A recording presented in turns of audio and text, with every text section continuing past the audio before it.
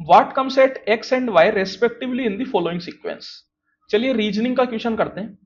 तो यहां पे आप देखिए इस क्वेश्चन में जनवरी और जनवरी, जैसे अगर मैं मान लूं कि ये जो जनवरी है ये 2024 की जनवरी है, 1 2024, और मैंने मान लिया कि ये जो दूसरी वाली जनवरी है ये 2025 की जनवरी है, 1 2025, तो इनके बीच में कितने का अंतर हो गया? तो इनके बीच में पूरे 12 महीने का अंतर हो गया। अब यहां पे अगर आप देखेंगे तो जनवरी पहला महीना होता है और दिसंबर जो है वो 12वां महीना होता है। तो 1 और 12 के बीच में कितने का डिफरेंस? 11 का डिफरेंस। दैट मीन्स कि ये जो दिसंबर है इसको आप बोल सकते हो कि भैया ये 12 2025 है। तो डिफरेंस कितने का आ गया? 11 महीने का। और फिर यहां पे अगर आप देखेंगे तो अक्टूबर, तो 2025 के बाद जो अक्टूबर आएगा वो 2026 में आएगा, और कौन सा आएगा? 10वां महीना, दैट मीन्स 10 2026। तो यहां पे कितने का डिफरेंस हो गया? 12 और 10 के बीच में 10 का डिफरेंस हो गया।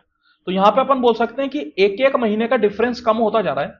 तो अब अक्टूबर के बाद जो एक्स आएगा वो 9 महीने के डिफरेंस पे आएगा। मतलब यहां पे जो डिफरेंस आएगा वो कितना का आएगा? 9 महीने का। तो 10 में अगर आप 9 जोड़ेंगे तो कितना आएगा? तो देखिए पहले तो 10 में 2 जोड़ दीजिए ताकि पूरा साल कंप्लीट हो जाएगा, दैट मीन्स 10 + 2 12। अब कितना रह गया? 7, मतलब कौन सा महीना हो गया? 7वां महीना। दैट मीन्स कि 7वां महीना कौन से साल में? 2027 में। और 7वां महीना कौन सा होता है? जुलाई होता है। मतलब मैं बोल सकता हूं कि एक्स जो है वो जुलाई आएगा, लेकिन दो ऑप्शन है जिसमें एक्स जुलाई है, तो अपन को वाई भी चेक करना पड़ेगा। चलिए ठीक है, कोई नहीं। अब तो यहां पे मैं बोल सकता हूं कि जो डिफरेंस है वो काई का रहा होगा? 8 महीने का रहा होगा, क्योंकि यहां पे आप देख भी सकते हो मार्च है, मार्च मतलब तीसरा महीना। तीसरा महीना कौन से साल का? 2028 का। 7 से 3 अगर आप देखेंगे तो 8 का डिफरेंस ही आएगा, कोई दिक्कत नहीं है। फिर मार्च के बाद अक्टूबर आया तो डिफरेंस 7 महीने का होना चाहिए, और अक्टूबर की मैं बात करूं तो वो 10 होता है, 10 2028। तो अपन बोल सकते हैं कि भैया सही बात है, डिफरेंस 7 का ही आ रहा है। तो अब यहां पे अपन बोल सकते हैं कि डिफरेंस कितने का आएगा? 6 का आएगा। तो देखिए 10 में 2 जोड़ेंगे तो 12, पूरा एक साल कंप्लीट हो गया। और 4 और जोड़ूंगा तो चौथा महीना पहुंच जाएगा। चौथा महीना मतलब अप्रैल।